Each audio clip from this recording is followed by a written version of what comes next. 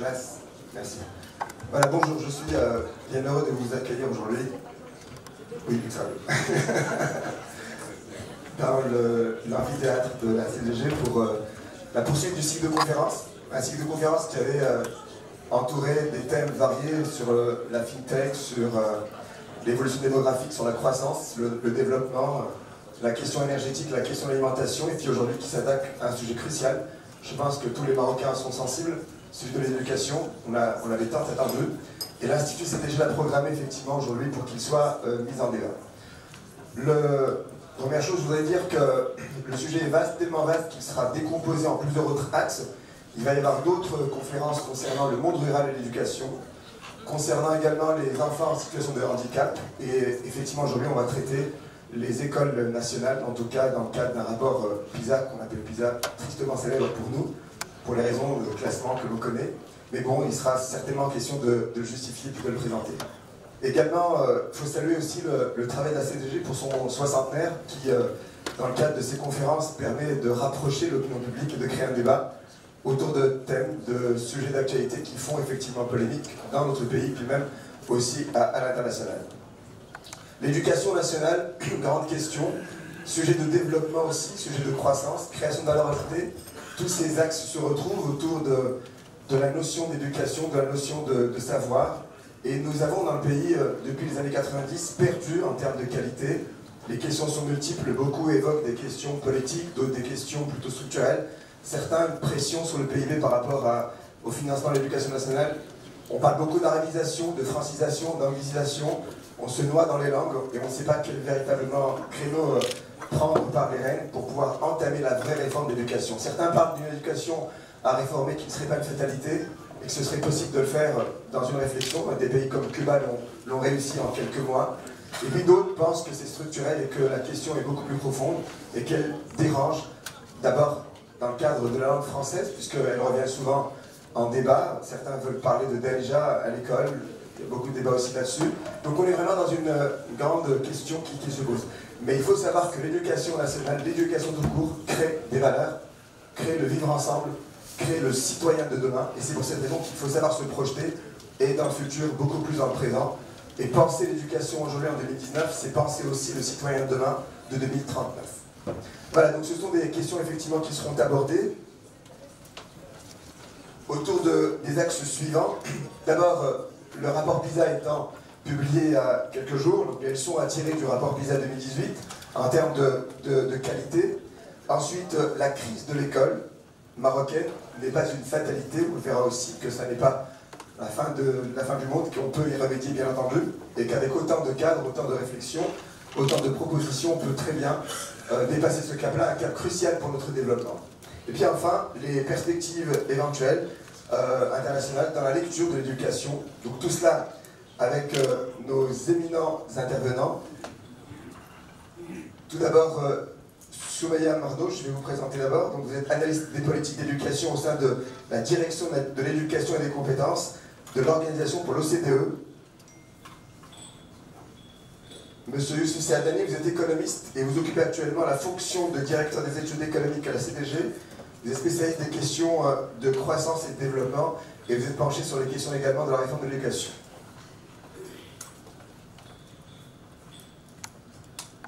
Madame Svenia Busson, vous me corrigerez si j'écorche votre nom, exploratrice des pratiques pédagogiques, intelligence numérique et éducative, vous projetez sur l'avenir l'école du rêve, l'école du digital et du numérique bien sûr, qui serait l'avenir. Voilà, donc rapidement, avant de donner la parole à nos intervenants, la conférence va se dérouler en 2 temps. Donc nos intervenants vont prendre une vingtaine de minutes chacun pour présenter leurs axes. Et après cela, on entamera les questions-réponses et le débat. Merci. J'appelle Madame Soumi Marnouche pour prendre la parole ici.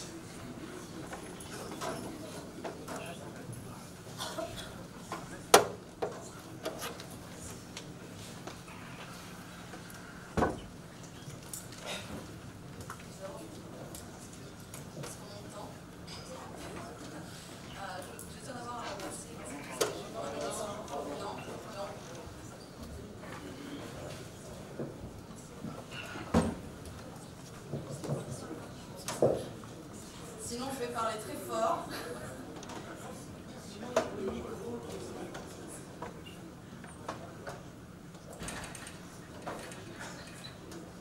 ça compte pas dans mes 20 minutes. Voilà, je tiens d'abord à remercier l'Institut CDG pour l'invitation, pour cette discussion sur le système éducatif marocain tel qu'il est aujourd'hui, sa performance et puis un débat sur le futur et les perspectives. Donc je vais vous présenter aujourd'hui de manière assez succincte certains des résultats du Maroc à l'étude PISA. Donc pour vous expliquer, le Maroc a participé pour la première fois à la 7e édition de PISA, qui est le programme international d'évaluation des apprentissages des élèves, qui est à cette 7e édition.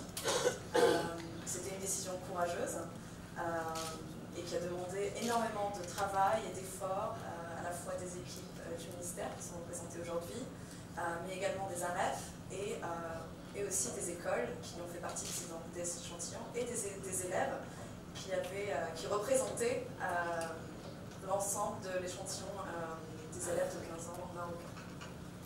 Donc tout d'abord, je vais vous présenter succinctement ce que c'est que PISA avant d'aller vers les résultats. Donc comme je vous disais, en mai 2018 exactement, 600 000 élèves autour du monde ont passé un test de 2 heures. C'est des élèves de 15 ans, et le 15 ans est assez important dans cette discussion, qui représente environ 32 millions d'élèves dans 79 pays, dont les 37 pays de l'OCDE, mais aussi 42 pays partenaires, avec des niveaux de développement économique assez variés. De manière rapide, qu'est-ce que c'est que PISA? Donc, PISA, c'est un test, en effet, c'est un test de 2 heures. L'une des particularités de PISA pour l'édition 2018, c'est que ça a été un test assisté par ordinateur. Donc, la plupart des pays, la grande majorité, 90% des pays ont passé le test assisté par ordinateur, dont le Maroc. Le choix du format ordinateur s'explique pour 2 raisons. La première, c'est que ça nous permet de pouvoir adapter les questions au niveau de l'élève et donc avoir une vision un peu plus fine des apprentissages des élèves. La deuxième raison majeure, c'est que le but même de PISA n'est pas d'évaluer les élèves par rapport au curricula, mais en effet de voir est-ce que l'école d'aujourd'hui les prépare à l'avenir et à la vie adulte. Or, l'une des réalités d'aujourd'hui qui va s'accentuer dans les années à venir, c'est la prédominance du digital, et en particulier quand on parle de compréhension de l'écrit. Aujourd'hui, le support principal de lecture est un support électronique. Et donc c'est de pouvoir voir comment l'élève peut interagir avec des sources électroniques. Est-ce qu'il est à même de juger de l'interaction, de la validité de ces sources, mais aussi de pouvoir chercher dans différentes sources disponibles de manière électronique. Le contenu, donc c'était un test sur 3 domaines. La compréhension de l'écrit, qui était le domaine majeur de cette édition. Donc, les tests PISA ont des domaines majeurs différents en fonction des années, ce qui nous permet d'aller de plus en profondeur sur un thème, pour voir un peu les pédagogies, les pratiques en classe dans un thème particulier.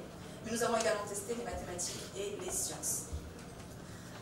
PISA n'est pas un examen, ce n'est pas un test, c'est une enquête, c'est une évaluation, et qui a pour but d'informer le débat public et d'informer les politiques. C'est pour ça qu'on s'intéresse non seulement aux résultats, donc quelle est la performance des élèves, mais surtout et avant tout, quels sont les facteurs, les déterminants derrière ces résultats.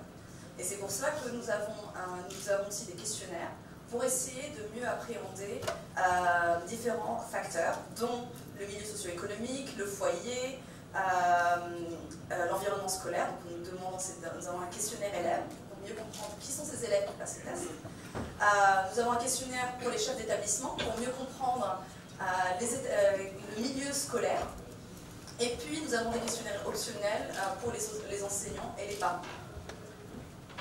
Les principales problématiques de PISA, donc, comme ce que je vous disais, c'est de savoir, est-ce que nos écoles aujourd'hui préparent les jeunes à la vie adulte, à l'avenir, de savoir si l'environnement scolaire est propice à l'apprentissage, mais également à l'épanouissement des élèves.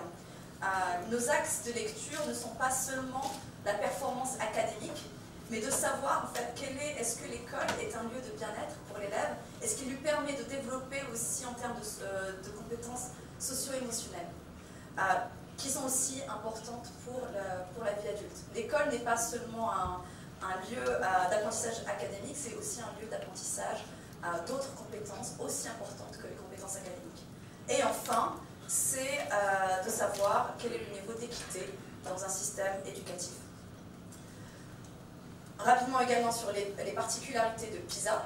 Donc, comme je disais, le but même de PISA, c'est de pouvoir informer les orientations politiques, de donner une perspective internationale, un point de comparaison international pour informer les débats nationaux et les décisions politiques. Souvent, on voit que le 3 décembre, quand les résultats de PISA sortent, les premières choses qu'on voit dans les médias, c'est le classement. Le classement, c'est la page 1 et 2 d'un rapport de plus de 300 pages, qui est beaucoup plus dense et qui a une richesse beaucoup plus importante pour pouvoir informer ce débat. Et donc je vous invite à vraiment aller au-delà des résultats. On n'est pas en train de classer ni les pays, ni les élèves, encore moins les élèves. C'est vraiment d'avoir une réflexion sur un système éducatif et de pouvoir utiliser ces éléments pour avancer. L'autre particularité de PISA, c'est que c'est un test qui n'est pas lié au curriculum. D'autres évaluations internationales sont beaucoup plus proches des curricula, c'est-à-dire qu'on teste les connaissances, les apprentissages des élèves par rapport à ce qu'ils apprennent en classe. La démarche de PISA, c'est vraiment d'évaluer est-ce que l'élève est capable de mobiliser des connaissances et de les appliquer dans un contexte qu'il pourrait rencontrer dans la vie réelle. Parce qu'encore une fois, l'idée, c'est vraiment cette idée d'apprentissage tout au long de la vie, c'est de voir comment les élèves de 15 ans aujourd'hui sont-ils prêts pour devenir des citoyens engagés demain et être compétitifs dans le milieu, sur le marché du travail mondialisé. L'autre particularité, c'est la régularité. Donc le Maroc a participé pour la première fois, mais sachez que cette enquête est pour l'instant tous les 3 ans. Il y a des débats sur peut-être revoir la temporalité. Mais ça permet en fait de voir l'évolution sur différents facteurs d'un système éducatif et donc de vraiment avoir une réflexion sur le temps de l'impact de réforme.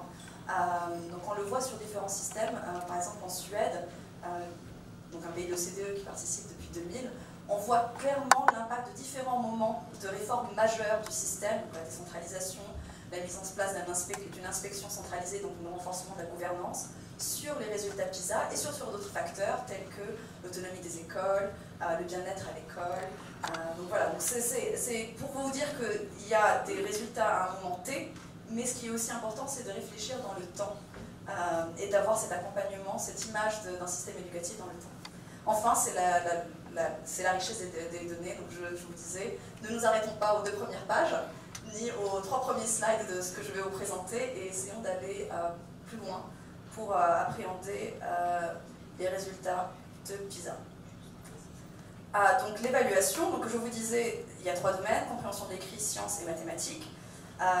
Sur la compréhension de l'écrit, comme je vous disais, c'est vraiment d'évaluer la capacité de l'élève non seulement à comprendre le sens d'un texte, mais aussi d'interagir avec le texte, d'interagir avec la source, d'évaluer, d'analyser les textes. En sciences, c'est aussi bien sûr d'expliquer les phénomènes scientifiques, donc la connaissance, mais aussi d'évaluer, de mettre en place des démarches scientifiques et d'interpréter. De similaire en mathématiques, c'est non seulement les compétences en mathématiques, mais c'est vraiment la capacité de mobiliser ces connaissances pour répondre à des problèmes dans des contextes variés. En termes de compréhension de l'écrit, je vais vous donner un exemple d'item, donc un exemple d'exercice que les élèves ont passé, que les élèves marocains qui faisaient partie de l'échantillon, les 6 000 élèves, ont passé en mai dernier.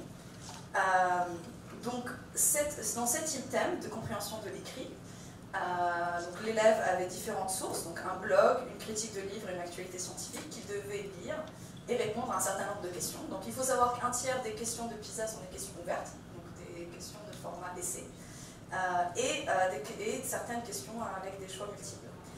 J'ai choisi cet exemple en particulier pour vous montrer un peu, non seulement l'interface, donc c'est une interface électronique, l'élève doit choisir les différents onglets, mais certaines des questions, nous avons choisi de mettre des sources multiples de texte pour la première fois, pour évaluer la capacité de recherche de l'élève et d'évaluation de la qualité de la source. Parce que, encore une fois, l'idée c'est que Aujourd'hui, un adolescent de 15 ans lit principalement sur Internet. Il doit être capable de regarder de manière critique une source et de savoir comment évaluer l'information qui lui est donnée. Et donc de pouvoir naviguer, de chercher et d'avoir ce regard critique. Donc maintenant, on va aller aux 2 premières pages, celles que je vous ai dit sur lesquelles de ne pas trop s'arrêter. Mais c'est des résultats importants, c'est le point de départ, c'est les acquis des élèves. Donc comme je vous disais, 77 pays ont participé.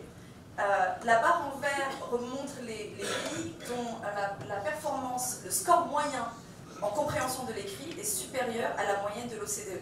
Je dis bien la moyenne de l'OCDE, c'est la moyenne des 37 pays membres de l'OCDE, non pas la moyenne de l'ensemble des pays participants.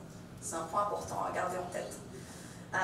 En orange, vous voyez les pays qui sont à la moyenne de l'OCDE, et puis en rouge, les pays qui sont en dessous de la moyenne de l'OCDE. Au Maroc, la performance du Maroc en compréhension d'écrit est relativement similaire à celle du Liban. Il y a quelques points de différence, mais inférieure à celle que l'on observe dans d'autres pays de la région MENA, tels que la Jordanie par exemple.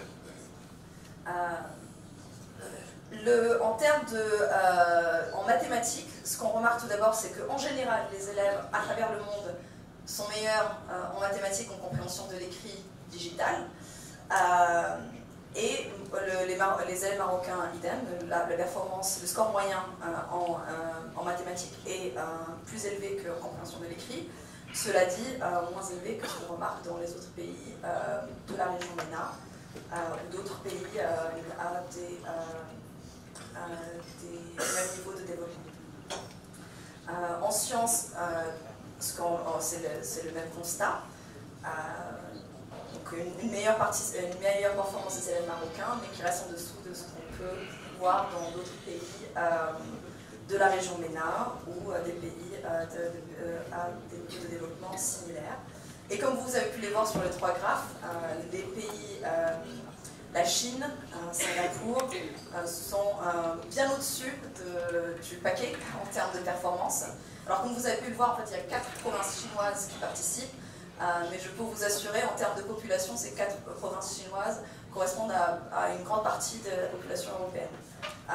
Donc c'est assez significatif en termes de poids. Oui, 100 000. Maintenant, évidemment, il y a un lien entre le niveau de développement d'un pays et la performance. Donc ça, c'est une évidence, et on le voit dans les données.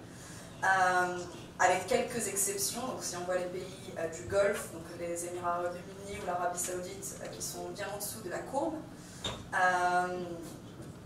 Et ce qu'on peut aussi voir, mais on peut aussi voir qu'il est possible d'avoir une meilleure performance avec un PIB égal. Donc par exemple, si vous voyez la Jordanie, la moyenne est un peu plus élevée que le Maroc, mais le PIB est plus ou moins similaire. Donc juste pour vous donner des points de référence à ce niveau-là.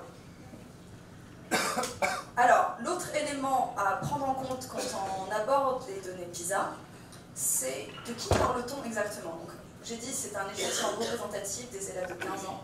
C'est les élèves de 15 ans scolarisés dans l'enseignement formel. C'est un point important car à l'âge de 15 ans, en fonction du pays, le taux de déscolarisation ou de scolarisation est différent. Donc dans le cas du Maroc, on est à 64%. Cela en fait est un point de réflexion important quand on réfléchit au type de réforme à mettre en place dans un pays. Donc au Maroc, il y a une tendance à généraliser l'éducation. Le défi sera comment améliorer l'apprentissage tout en généralisant l'accès à l'éducation. C'est possible, donc des pays comme la Turquie, qui était au début des années 2000 aussi autour des 60% de taux de scolarisation pour les élèves de 15 ans, et qui aujourd'hui a un taux quasi universel. On remarque qu'en fait, ils ont réussi à améliorer les apprentissages tout en menant cette stratégie de généralisation d'enseignement. Donc c'est possible, mais c'est un point à prendre en compte quand on réfléchit, non seulement quand on lit les données, qu'on parle seulement des élèves qui sont encore scolarisés, mais aussi quand on réfléchit en perspective de réforme. je vous ai montré la moyenne. Donc la moyenne est un point intéressant, mais ça nous donne, en termes de lecture des résultats, une information assez minime. Une autre information importante, c'est vraiment la distribution par niveau. Là-bas, en orange, au-dessus du 0, ce qu'on appelle le niveau 2 de PISA, c'est le niveau de compétence qu'on considère minimum pour un élève de 15 ans, pour être performant dans l'avenir. Pour vous dire, les compétences au niveau 2, c'est un élève doit être capable de comprendre le sens d'un texte. Donc c'est vraiment la compréhension du texte, de tirer des éléments directement du texte et de montrer qu'il a compris ce texte. Au niveau 6, 5 et 6, ça demande un niveau d'abstraction plus élevé et aussi d'interagir avec des connaissances qui ne sont pas forcément dans le texte. Donc vraiment une analyse critique et un découpage d'informations. Vous voyez donc qu'au Maroc, une grande majorité des élèves sont en dessous de ce niveau 2. Et ce qu'on peut aussi voir, c'est que la distribution n'est pas la même. Donc, comme je vous montrais dans le premier slide sur la compréhension de l'écrit, le Liban et le Maroc avaient des scores plus ou moins similaires, donc avec quelques points de différence. Mais la distribution n'est pas la même. Au Liban, on a beaucoup plus un grand écart, donc on a plus d'élèves qui sont au niveau 6, mais aussi plus d'élèves qui sont vraiment en dessous du niveau 1, donc qui n'atteignent pas vraiment le minimum, qui ne sont pas capables de comprendre le texte. Au Maroc, la distribution est beaucoup plus centrée autour du niveau 1. Et ça, en termes de lecture et en termes de réforme, est important, puisque ce n'est pas les mêmes problématiques qui s'appliquent.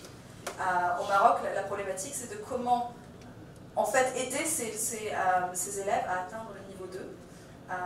Au Liban, ce sera plus une discussion aussi au niveau des écarts, et de mieux comprendre et d'anticiper ces écarts. Donc c'est vraiment d'avoir cette grille de lecture différenciée et de vraiment comprendre quelles sont les compétences attendues à différents niveaux. Alors, certes,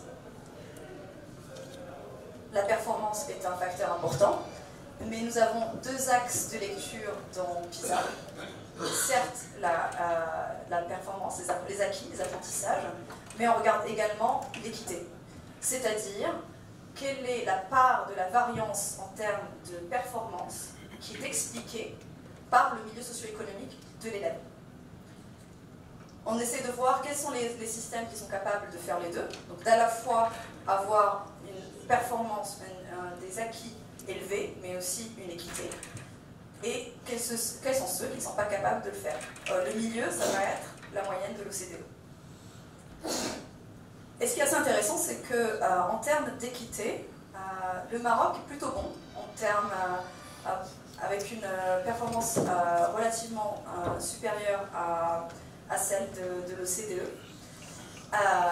Et donc le défi, est principalement de comment maintenir ce niveau d'équité tout en améliorant les apprentissages. Puisque le gros risque, c'est en effet l'amélioration des apprentissages, mais seulement pour une minorité de milieux favorisés.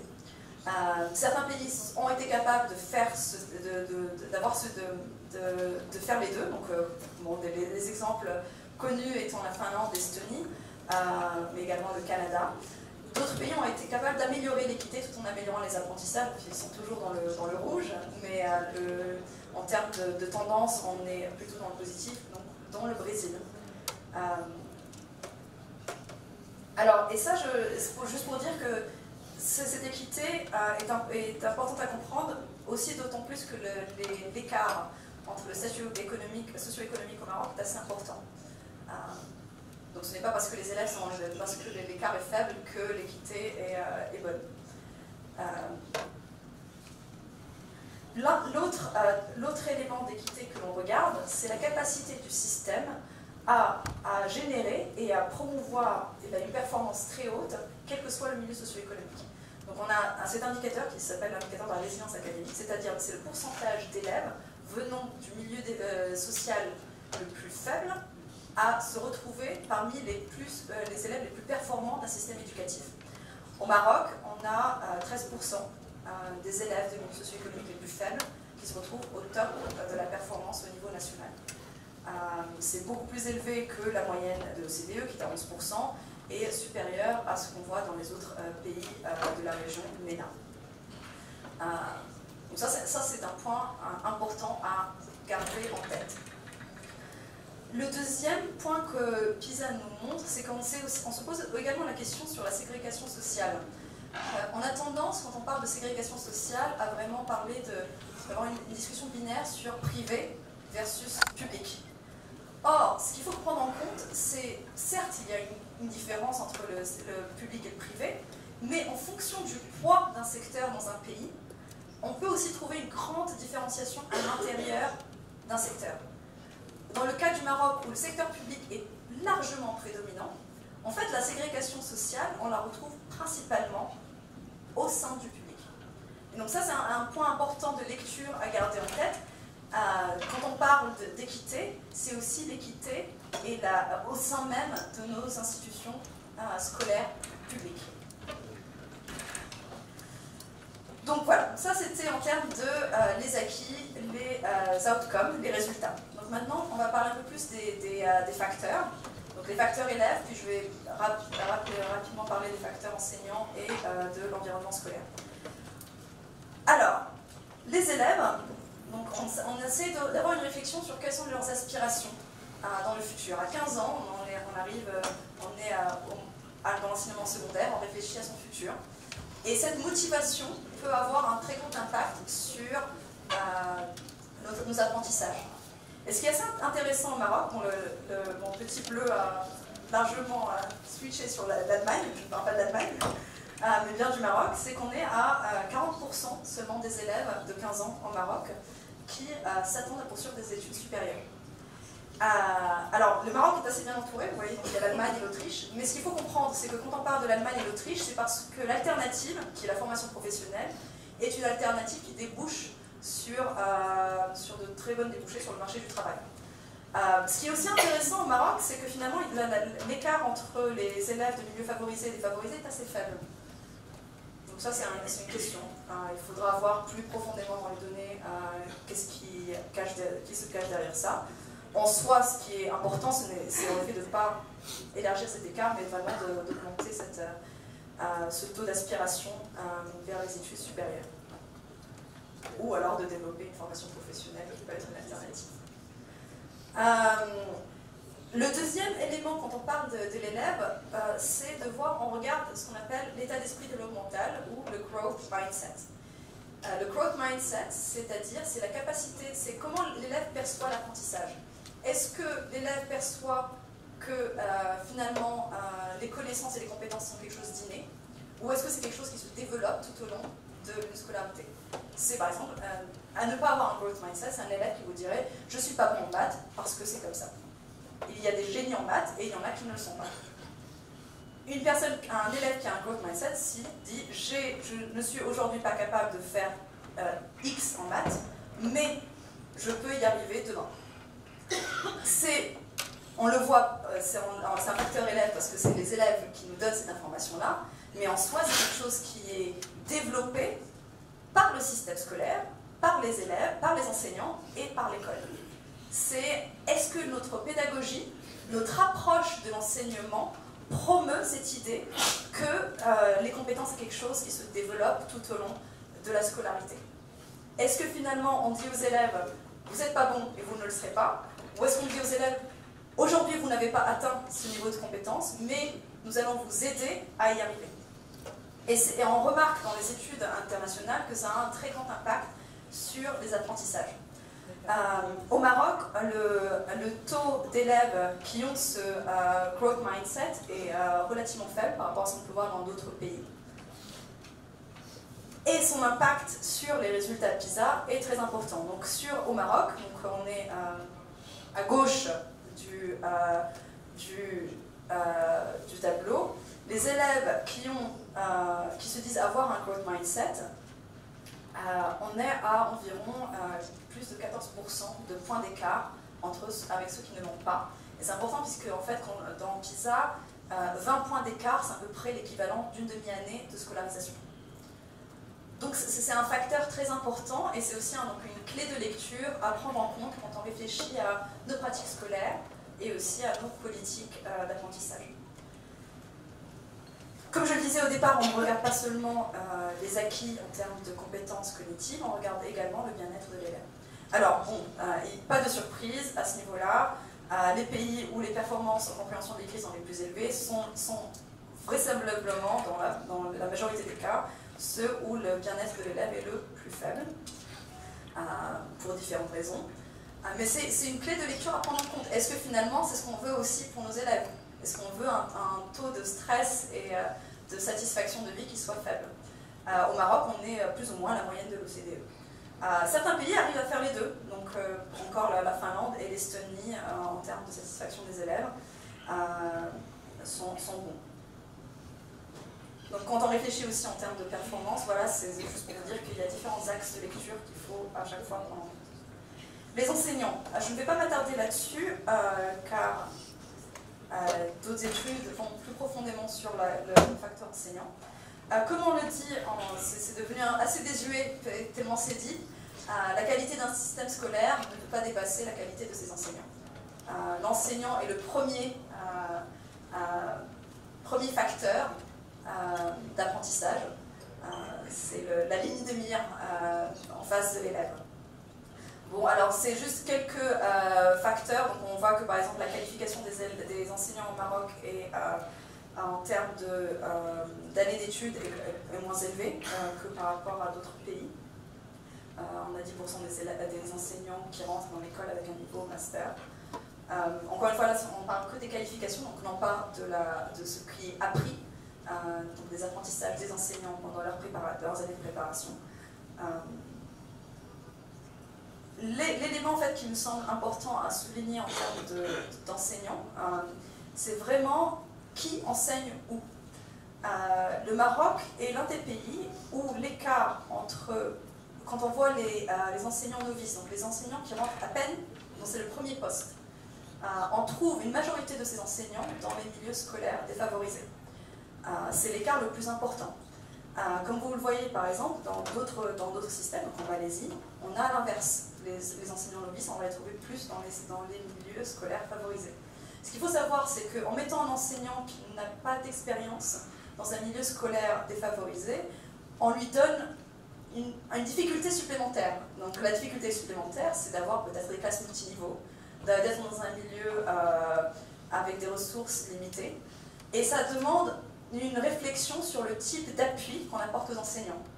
Comment on peut encourager des enseignants plus expérimentés à enseigner dans des milieux défavorisés, et quel est le niveau d'appui nécessaire à fournir à un enseignant stagiaire ou un enseignant novice quand il est dans un milieu social défavorisé, ou un milieu, par exemple, le milieu rural, parce que finalement ça aussi rentre en compte. L'environnement scolaire maintenant, on a aussi regardé est-ce que l'environnement scolaire promeut la coopération ou la compétition entre les élèves. Alors ce n'est pas une vision binaire de la chose, c'est pas la coopération c'est bien et la compétition est moins bien, les deux sont très importants et sont des aptitudes et des compétences à développer dans l'élève, à la fois pour le futur, pour être un adulte à même d'être compétitif sur le marché du travail. Il y a des pays, donc, au centre du graphe, qui sont capables de faire les deux, donc d'allier à la fois une approche compétition et coopération. Au Maroc, ce qu'on remarque, c'est que là, on est plus dans une vision de la compétition. Les élèves se voient plus en compétition avec leurs camarades que vraiment en coopération pour apprendre ensemble. C'est important d'avoir cette réflexion parce que c'est pas des choses innées, encore une fois. C'est comment on organise la pédagogie, comment on organise l'enseignement et la vie scolaire qui promeut. Donc, est-ce qu'on a des exercices qui amènent l'élève à coopérer, des projets de coopération avec les élèves ou non? La compétition, par exemple, quel est le niveau de tests sommatiques qui sont donnés à l'élève de manière régulière. La coopération a un effet positif sur les résultats. Donc, ça, c'est au niveau moyen de l'OCDE. Donc, vous voyez que les élèves qui répondent que la coopération est importante pour eux, on a une différence d'écart de points de 10 points en termes de score en compréhension de l'écrit. Mais en compétition également, on a des scores positifs globalement. Donc l'un ne va pas sans l'autre, mais c'est important de voir où est-ce qu'on pourrait améliorer cette coopération. Alors, dans l'environnement scolaire, on se penche également sur le climat disciplinaire. La raison principale, c'est que le temps qu'un enseignant passe à gérer une classe est un temps qui n'est pas passé sur les apprentissages. Donc ça a un impact sur les apprentissages des élèves, mais c'est aussi, encore une fois, parce qu'on s'intéresse au développement socio-émotionnel de l'élève également. Et l'élève passe la majorité de son temps à l'école, et c'est là où on apprend certaines compétences socio-émotionnelles qui vont nous servir dans le futur. En termes de climat, donc on a un indice, et le Maroc l'indice disciplinaire est assez défavorable. Donc les pays qui sont au-dessus de la barre sont avec des climats disciplinaires dits positifs et en dessous de la barre négatifs. Ce qui est assez intéressant aussi de voir, c'est que contrairement à la majorité des pays, le climat disciplinaire au Maroc est meilleur dans les écoles des milieux défavorisés que dans les écoles des milieux favorisés. Alors, il y a différentes hypothèses d'explication.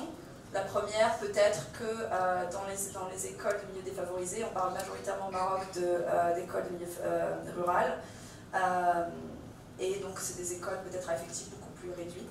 Donc ça peut être une clé de lecture. Une autre clé de lecture possible peut être que donc, dans le milieu rural, on peut avoir des liens plus personnels avec l'enseignant, avec le chef d'établissement qui peut avoir un impact positif sur le climat disciplinaire. Ce ne sont que des clés des hypothèses de lecture. Et finalement, l'autre élément sur le climat de l'école que nous regardons, c'est comment l'élève vit sa scolarité, vit cet environnement scolaire. Un élève passe la majorité de sa journée à l'école. Est-ce qu'il se sent en sécurité dans cette école? Est-ce que l'école est un milieu épanouissant? Et en regardant quelle est en fait la proportion d'élèves qui disent avoir eu des intimidations, des brimades, ou un harcèlement verbal et physique dans le mois avant le test.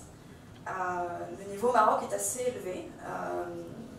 On est à plus de 40% des élèves qui rapportent avoir eu affaire à des intimidations, des brimades et des harcèlements verbal et physique. Donc là, juste pour vous dire, c'est un peu tout le spectrum, donc on n'est pas forcément dans le harcèlement verbal ou physique, ça peut aller juste de l'intimidation quotidienne ou des brimades. Mais c'est important à comprendre, de voir un peu quel est le climat scolaire fourni aux élèves. Donc en conclusion, je reviens à ce que je disais au départ, ne nous inventons pas aux deux premières pages, je vous ai donné certaines clés de lecture des données PISA, beaucoup plus que ça sont disponibles.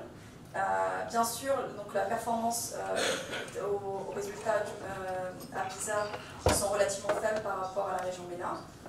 Cependant, quand on regarde en termes d'équité, le Maroc est plutôt bon.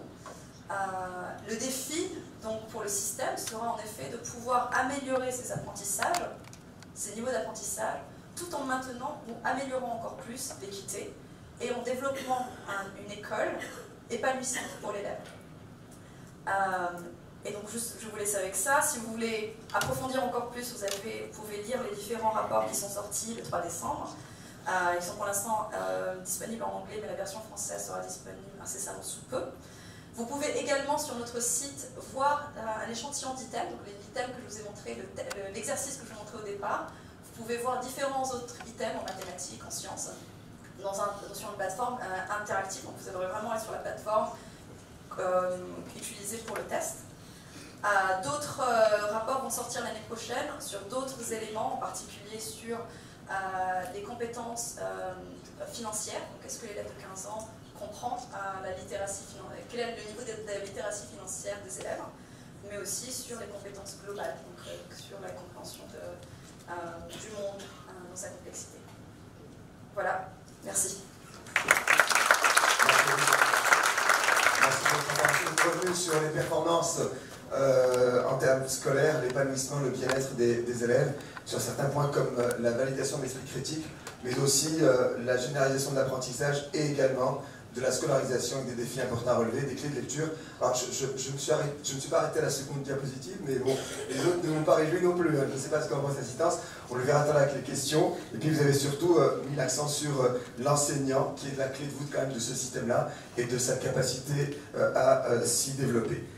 Merci beaucoup. On va donner la parole maintenant à Youssef Sadani, qui va traiter du recrutement des enseignants par anti-sélection, l'accumulation des lacunes des élèves, mais aussi la solitude des enseignants dans leur métier. À vous la parole.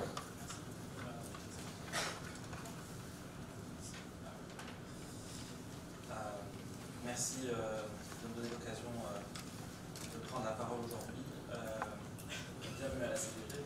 Je n'ai pas fait un très grand effort pour me déplacer, contrairement aux autres intervenants. Je n'ai pas autant de mérite.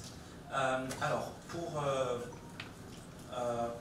je vous propose en fait de commencer par quelques remarques personnelles suite à la publication des résultats de PISA. Donc quelques commentaires qui me sont venus à la lecture des résultats. Ensuite, j'aimerais vous proposer de passer à une réflexion sur les solutions. Et voilà, après la déploration, disons un point de lumière et d'espoir, parce que, évidemment, on part de très loin, mais il n'y a pas de fatalité. Et il y a des solutions qu'on peut explorer et qu'on peut mettre en œuvre pour nous hisser notamment dans le classement et sortir l'école marocaine de la crise dans laquelle elle se débat. Alors, sur les premières remarques concernant les résultats. Premièrement, alors je pense qu'il y a un seul chiffre à retenir de tout ce qui a été présenté, en tout cas pour moi qui est le chiffre le plus frappant, c'est 73%. Il y a 73% d'élèves âgés de 15 ans au Maroc qui n'ont pas un niveau de compétence suffisant en lecture. C'est 73%. Alors Soumaïa, hier, on a eu cette discussion en aparté avant la réunion. Elle a annoncé 64% dans une conférence de presse au ministère. En réalité, c'est bien 73%. En fait, il y a juste une question de définition, mais ce qui est dans le snapshot pays Maroc, c'est bien 73% d'élèves qui n'ont pas le niveau 2, donc qui est le niveau considéré par l'OCDE, donc par l'équipe PISA, comme étant le niveau minimum pour réussir dans la vie adulte, dans l'économie d'aujourd'hui. On est à 73% d'élèves qui sont en grande difficulté de compréhension de l'école. La moyenne des pays OCDE, c'est 22%.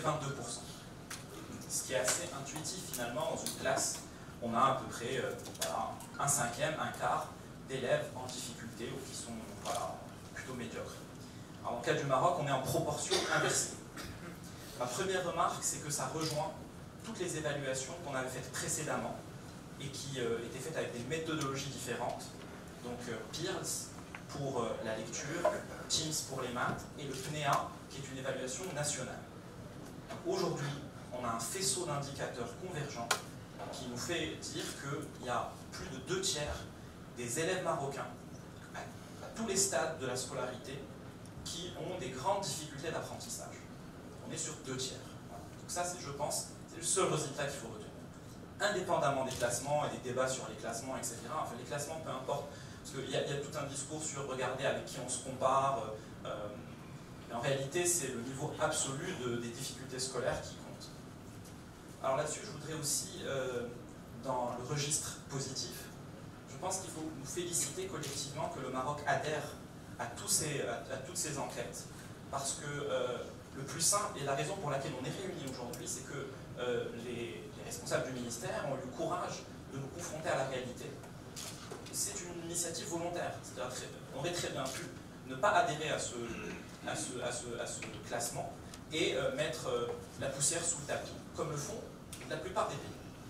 Et d'ailleurs, il y a beaucoup de pays qui adhèrent à PISA, qui participent au classement et qui ne le renouvellent pas, parce que les résultats sont défavorables et que ça crée une pression sur les décideurs et qu'ils considèrent comme une pression inutile pour eux, parce qu'ils donnent le bâton pour se faire battre. Donc je pense que de ce point de vue-là, le fait que le Maroc adhère à tous les classements est vraiment un signe d'optimisme, parce qu'on est vraiment prêt à regarder la réalité en face. Donc ça, c'est vraiment quelque chose qu'il faut garder en tête et qui relativise tout ce qu'on va dire de méchant par la suite.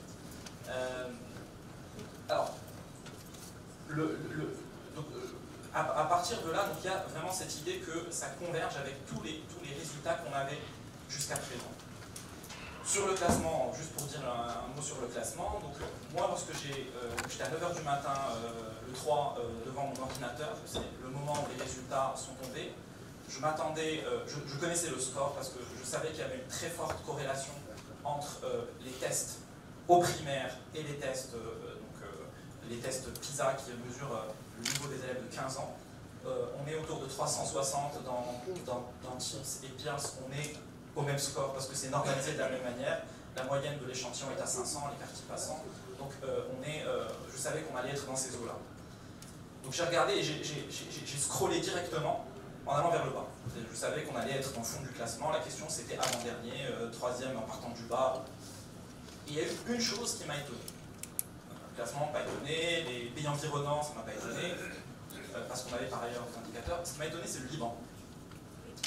Et je pense que le Liban, c'est très important de s'arrêter là-dessus, parce que ça, pour certains, ça peut être un élément de relativisation.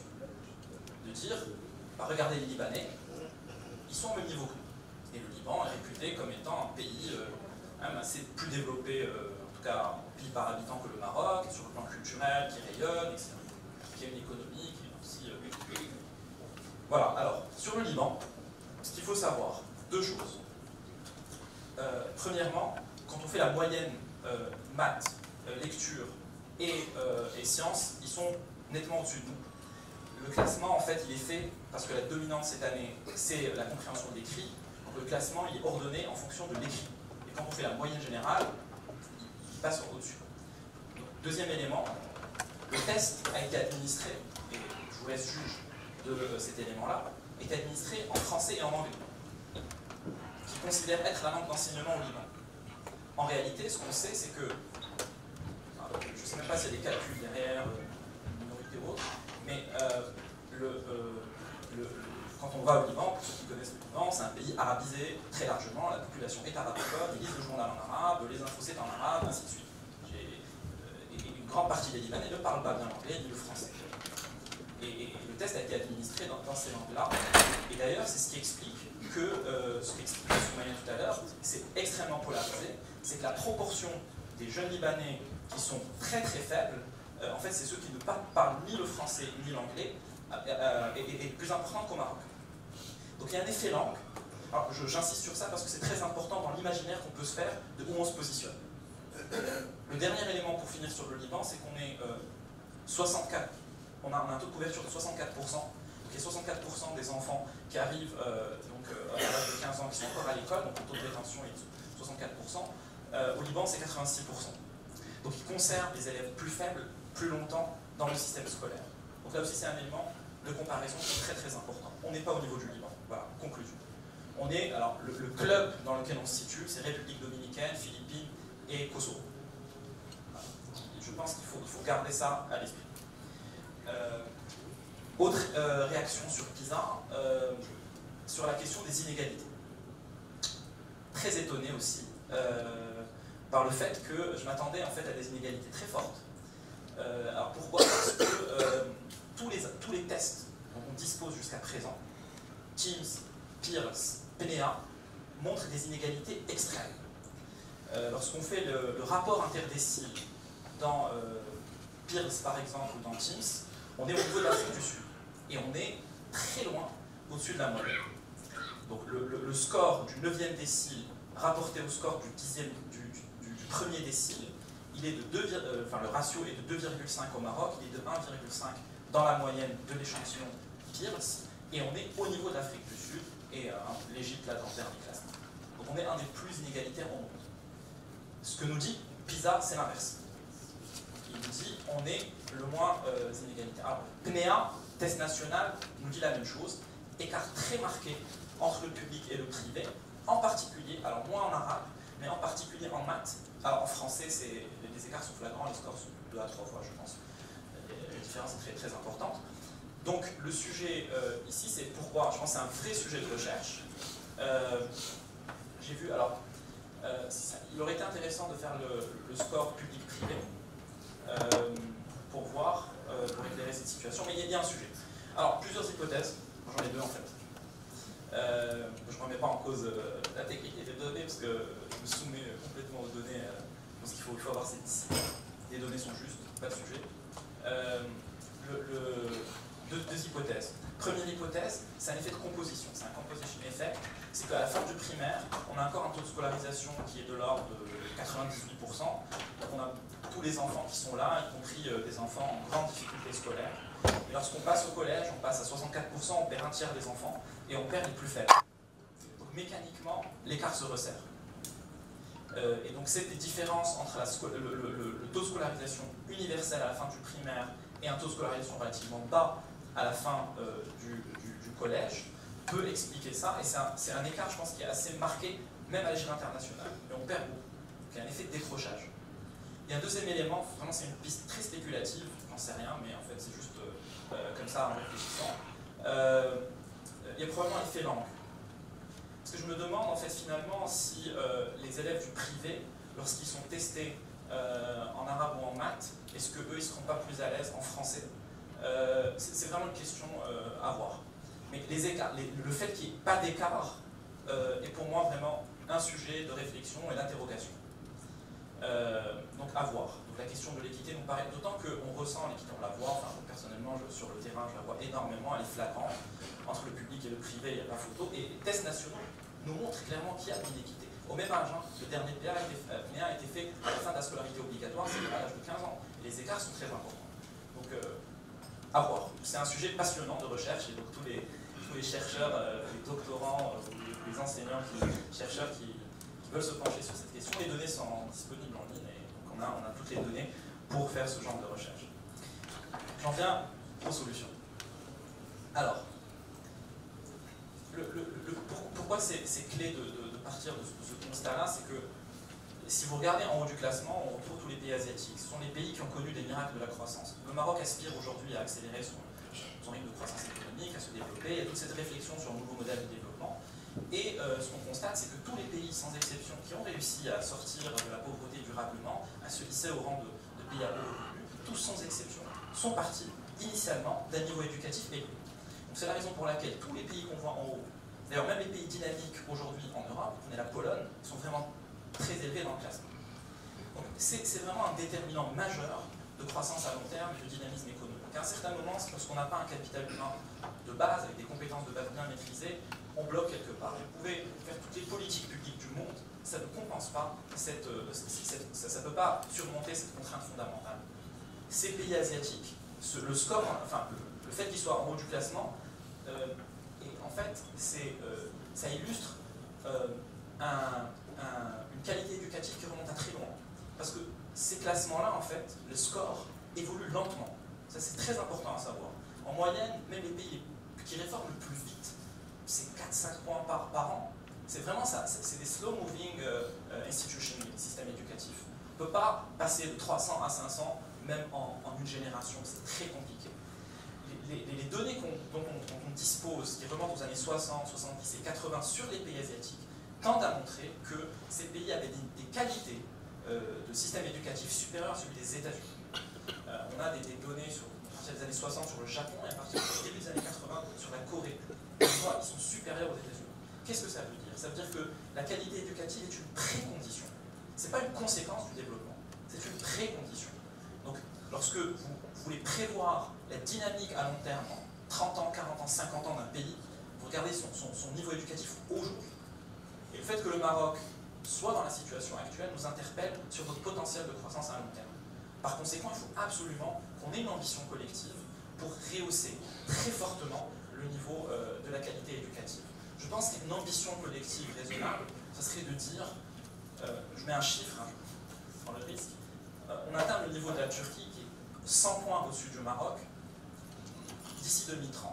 Et on se donne 10 ans, 15 ans pour arriver au niveau actuel d'un pays comme la Turquie. 100 points.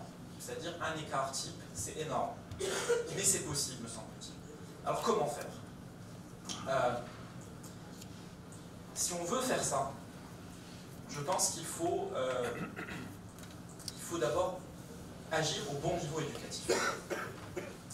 ce que je vous ai dit sur la corrélation entre les scores du primaire et les scores du second, de la fin du collège, ça veut dire quoi finalement? Ça veut dire que tout se joue au primaire. Tout se joue au primaire. Il n'y a pas de secret. Un pays qui est bien positionné au primaire sera bien positionné dans PISA. On n'a quasiment pas de cas d'écart important entre les deux. Tout se joue au primaire. Alors on parle du préscolaire. Le préscolaire c'est intéressant, c'est bien. Ça permet de gagner, selon les études PISA, 10 à 15 points en moyenne. C'est bien. Mais ça ne fait pas 100 points.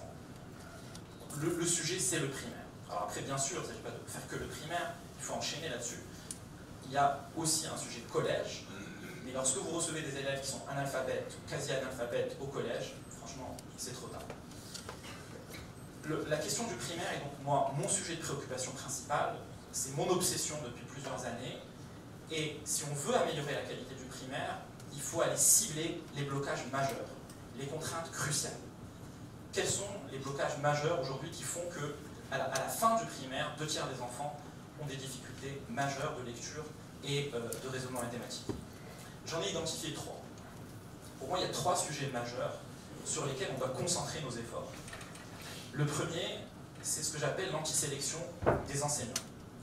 C'est-à-dire le fait qu'aujourd'hui, alors je vais énumérer les contraintes et vous donner rapidement des pistes de solutions, parce que l'idée c'est d'être dans un état d'esprit positif et constructif. Et puis après, si vous voulez, dans le débat, dans la discussion, on pourra approfondir. Premier sujet, l'antisélection des enseignants. C'est-à-dire qu'aujourd'hui, le métier d'enseignant attire les plus mauvais de leur génération plutôt que d'attirer les meilleurs. Le deuxième sujet, c'est ce que j'appelle l'accumulation des lacunes. C'est-à-dire qu'aujourd'hui, le système a une tolérance extrême à l'accumulation des lacunes, sans frein à l'échec scolaire de la première année à la 6e année. Il n'y a pas de frein. Le troisième sujet, c'est-à-dire qu'un élève qui ne sait pas déchiffrer les lettres en première année peut arriver très très bien au collège, sans problème. Le troisième problème, c'est ce que j'appelle la solitude de l'enseignant dans l'exercice de son métier. C'est-à-dire qu'aujourd'hui, on demande à l'enseignant d'accomplir des tâches qui le dépassent complètement. Il est seul pour se développer professionnellement. Et il est seul pour aider ses élèves, notamment ceux qui sont en grande difficulté.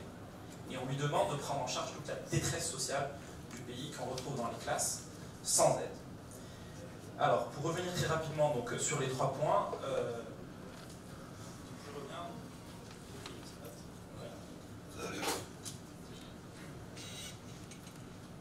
Sur la question, le premier sujet, c'est l'antisélection des enseignants. Alors, ce qu'on sait, ce que l'a très justement rappelé Soumaïa, c'est qu'aujourd'hui, on a un corpus de littérature en sciences éducatives qui est extrêmement riche sur le fait que le facteur déterminant de la qualité d'un système éducatif, c'est la qualité des enseignants. On sait également que les pays, notamment les pays asiatiques, qui ont des scores qui performent dans les tests internationaux, ce sont des pays où les enseignants sont sélectionnés parmi les éléments les plus brillants de la population. Typiquement, je pense que beaucoup d'entre vous entendent parler de la sélection des profs à Singapour ou en Corée. En Corée, c'est le top 5% au bac, fin du secondaire, qui peut accéder à des métiers d'enseignement. En Chine, donc ils sont tout en haut, ils ont mis en place un système de développement professionnel qui est incroyable. Et je pense que à la rigueur, on pourrait le regarder de manière très simple. C'est extrêmement sélectif, c'est extrêmement prestigieux, c'est bien payé, et c'est les meilleures positions sociales dans ces pays-là. Dans le cas du Maroc, en fait, on est dans un système d'antisélection, c'est-à-dire qu'en gros, le choix de l'enseignement se fait par défaut, donc c'est un choix négatif. Alors, quelques chiffres pour illustrer ce point. On a deux types de sources. Il y a une enquête qui a été faite auprès des enseignants pour mesurer leur niveau en 2016 par l'Observatoire national du développement humain, en collaboration avec la Banque mondiale, et ils ont mesuré le niveau des enseignants du primaire en maths, arabe et français. Et ce qu'on trouve, c'est que, alors sur les maths, on a 70% des enseignants qui ont un niveau minimum requis. En arabe, on est autour de un peu moins de 10%, et en français, on est à 0%. Et donc ça, on a testé les compétences des enseignants. Donc l'arabe aussi est extrêmement bas par rapport à ce qu'on aurait pu s'attendre, et on a 30% des enseignants du primaire qui, en fait, ne maîtrisent pas les opérations de base en primaire. Alors, pour un autre indicateur, sur le recrutement des nouveaux enseignants là, qui rentrent dans les vagues de recrutement récentes, on a regardé les données administratives sur le niveau de la mention au bac. On a plus de 65, enfin, autour de 65% qui n'ont pas de mention au bac. Donc qui n'ont pas de mention au bac, ce qui les classe dans la distribution, dans le bottom 50% des bacheliers. Voilà. Donc ça, c'est les données qu'on a. Quelle est l'ambition collective qu'on peut avoir pour surmonter cette difficulté? Parce qu'avec ce niveau académique, alors bien sûr, on peut faire de la formation continue, on peut faire des choses, mais à un certain moment, on va se limiter. On ne peut pas demander à un enseignant qui est 320 ou 330 de former des élèves à 450 ou 500. C'est pas possible.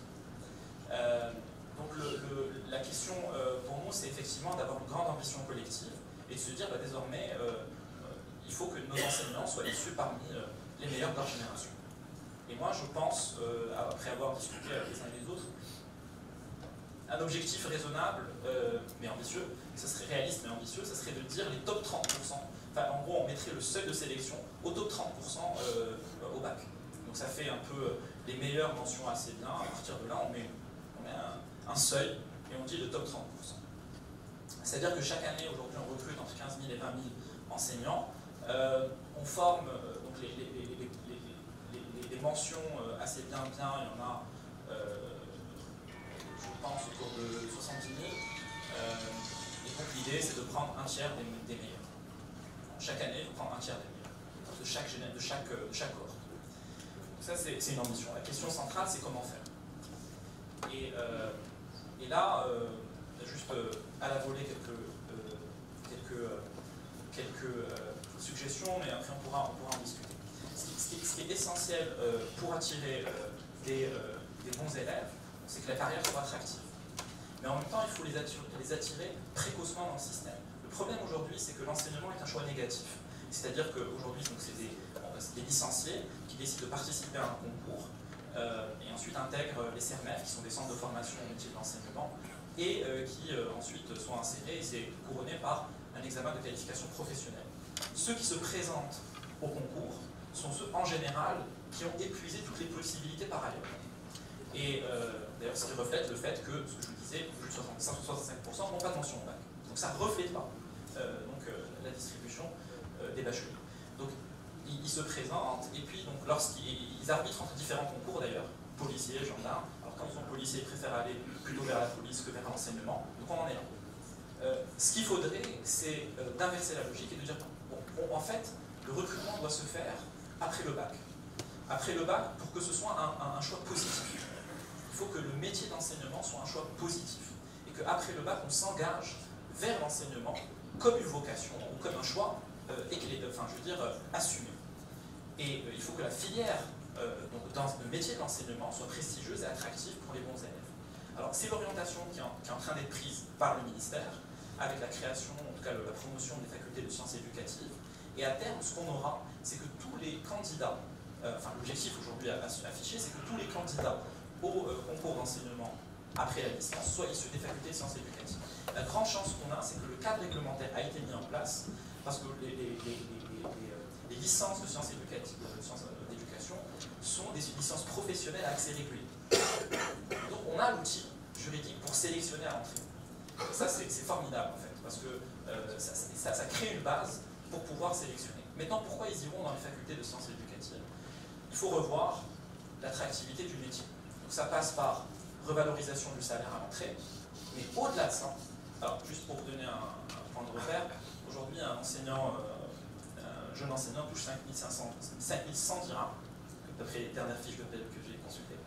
Donc 5100 dirhams, c'est-à-dire moins qu'un policier de la circulation, quasiment, mais surtout pour des affectations géographiques compliquées, et avec un métier plus dur, et une perspective d'évolution qui est quand même assez limitée. Il culmine à 10 000 dirhams en fin de carrière, il n'y a pas beaucoup de promotion, et il n'y a pas, pour les bons élèves, en fait, de chemin de carrière attractif. Donc si vous êtes très très bon, en fait, vous allez évoluer comme quelqu'un qui est vraiment mauvais ou qui n'est pas très engagé dans son métier. Il y a peu d'évolution, à part le concours d'inspecteur, directeur, il n'y a pas vraiment de changement particulier par rapport au stage. Enfin, maintenant, il y a une filière de direction d'école, d'établissement, mais ce n'est pas suffisamment attirant. Il faut un chemin de carrière qui permette à un jeune qui a des perspectives par ailleurs de pouvoir s'élever, comme notamment, je parlais de l'exemple chinois, ils ont 5 niveaux à Shanghai. Alors, Shanghai a inventé ce système qui a été généralisé à l'ensemble de la Chine. Ils ont 5 niveaux Et à l'intérieur de chaque niveau, ils ont 2 grades. Et à chaque grade, il y a en fait des responsabilités et un prestige supplémentaire, de sorte à ce que quand vous arrivez au niveau 3, vous êtes master teacher, et c'est une sorte de demi-dieu en Chine. Et on le décharge de ses heures d'enseignement, et il devient mentor, il devient expert. Pour passer d'un grade à l'autre, il faut faire de la recherche en sciences éducatives, il faut faire de la recherche-action, présenter des résultats. Enfin, c'est une échelle, c'est un chemin de carrière qui est extrêmement bien pensé pour permettre aux élèves les plus brillants d'y trouver leur compte. Voilà. Et ça, on a absolument besoin de faire ça. Pour les facultés de sciences éducatives, aujourd'hui, il y a ce cadre réglementaire qui a été mis en place, et c'est très bien fait, mais on a besoin d'un plan Marshall pour ces facultés. On a besoin d'investir massivement. Alors aujourd'hui, ils font comme ils peuvent, c'est un peu comme ils peuvent, c'est un peu du bricolage, je veux dire, mais on a besoin de profs de qualité, on a besoin de doctorants, on a besoin de développer de la doctrine en sciences éducatives, on a besoin de moyens. Moi, ce que je vois, la vision qu'on peut avoir pour le pays, c'est des facultés de sciences éducatives qui sont perçues comme des grandes écoles, accès très sélectif et des moyens de grandes écoles. Et à l'intérieur de ces facultés, ce que les élèves, ce qu'on pourrait faire également, c'est de faire un système de résidanat, comme en médecine, où ils passent une partie de leur temps à l'école, à apprendre la théorie, mais aussi de faire de la pratique. Et on pourrait même aller jusqu'à les rémunérer, ça existe dans beaucoup de pays, notamment pour faire du soutien scolaire.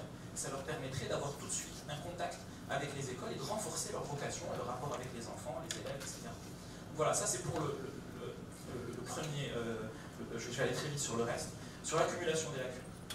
Alors le problème qu'on a aujourd'hui, c'est que quand un enfant rentre en première année du primaire, il n'y a aucune évaluation objective jusqu'en fin d'année du primaire. Et on donne aux enseignants et aux directeurs d'école des injonctions contradictoires.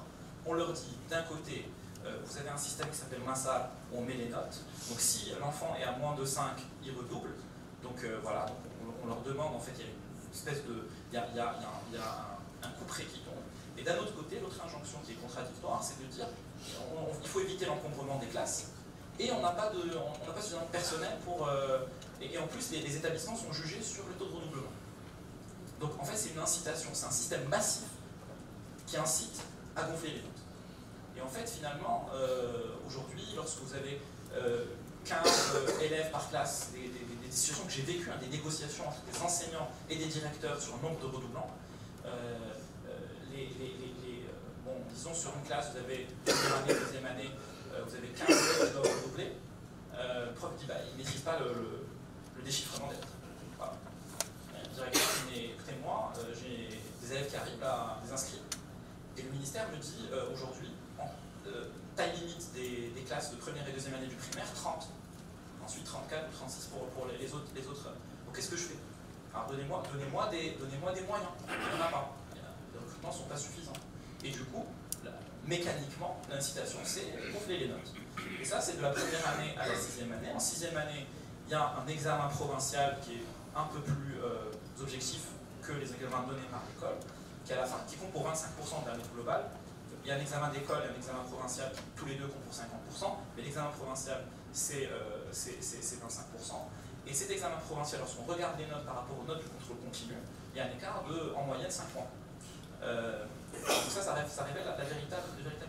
Donc le fait qu'il n'y ait pas qu'on soit une espèce de boîte noire, une tolérance à l'échec scolaire qui soit énorme, ça c'est un problème absolument majeur. Et l'évaluation des enseignants aussi, elle se fait sans considérer, sans prendre en compte ça. Donc il y a une déresponsabilisation générale au niveau des élèves, des enseignants et des établissements. Ce qu'il faudrait faire, à mon sens, c'est de mettre en place un système d'évaluation et de responsabilisation qui soit objectif, transparent. On mesure véritablement le niveau des élèves à travers des tests nationaux ou provinciaux, peu importe, mais très tôt, beaucoup plus tôt, pour mesurer véritablement le niveau des élèves et qu'on révèle l'information.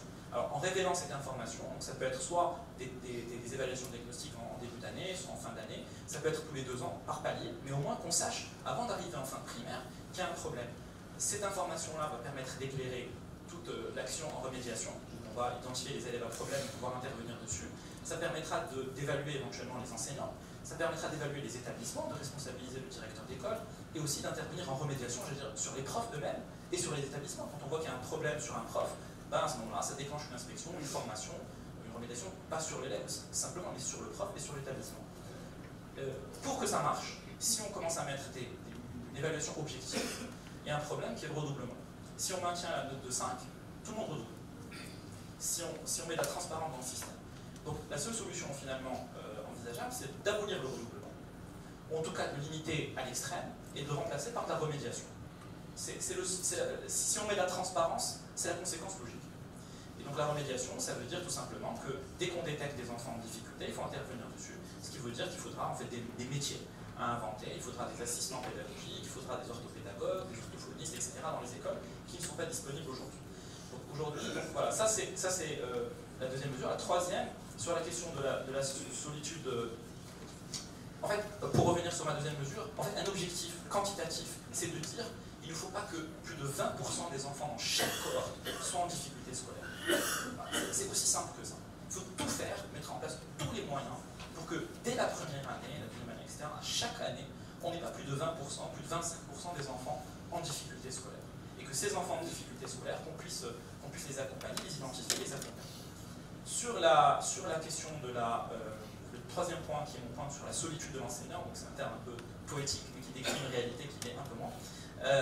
Sur la solitude de l'enseignant, c'est qu'en fait, aujourd'hui, l'enseignant, notamment un jeune enseignant, lorsqu'il prend sa classe, il est seul.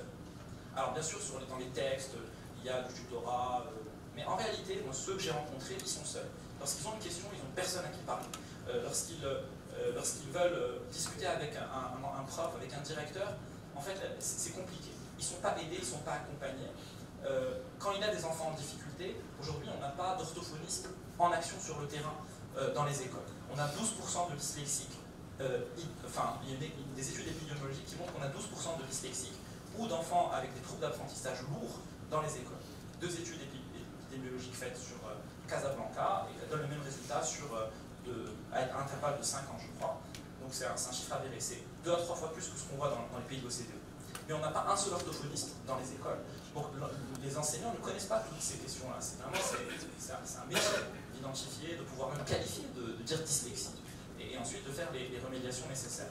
Donc on a besoin d'accompagnement en classe pour aider les élèves, on a besoin d'accompagnement pour le soutien scolaire, on a besoin d'orthopédagogues, on a besoin de psychopédagogues, on a beaucoup d'élèves qui ont des problèmes psychologiques, d'ailleurs c'est lié notamment à des situations sociales compliquées. On a besoin de faire entrer l'assistance sociale dans les écoles pour prendre en charge ces enfants. Beaucoup de l'échec scolaire est dû à des problèmes familiaux.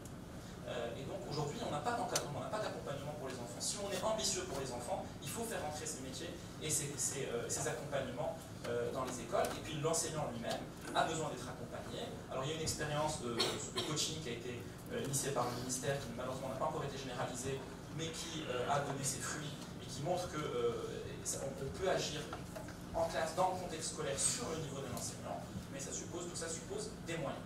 Pour conclure, voilà en gros, je pense les contraintes et les leviers dont on peut disposer. Pourquoi ça ne se fait pas? Parce que toutes ces solutions sont connues. Pourquoi ça ne se fait pas? À mon sens, il y a deux résistances. Et je préfère qu'on en discute par la suite, parce que j'ai monopolisé la parole et je ne voudrais pas être trop long. Mais voilà, donc il y a une résistance par le haut et une résistance par le bas. Et on en discutera par la suite.